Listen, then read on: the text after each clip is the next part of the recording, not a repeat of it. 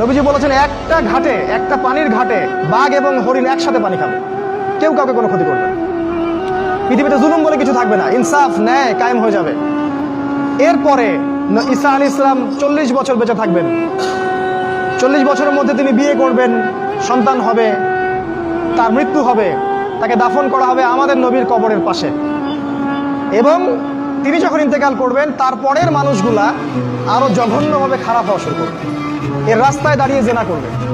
আর এই মানুষগুলোর উপরে হঠাৎ একদিন সকালবেলা সূর্য পশ্চিম দিক থেকে উঠে যাবে এবং একটা লোকমা মুখে তোলার জন্য মানুষ মুখে নিবে, মুখে তুলতে পারবে না, তার আগে কিয়ামত হয়ে যাবে।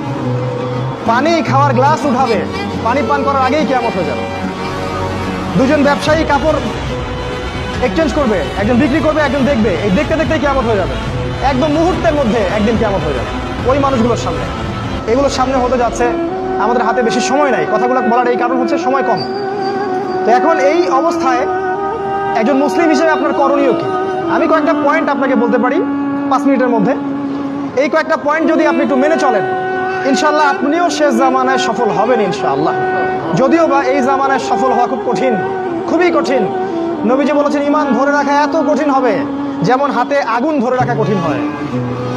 হাতে আগুন ধরে রাখা কি কঠিন?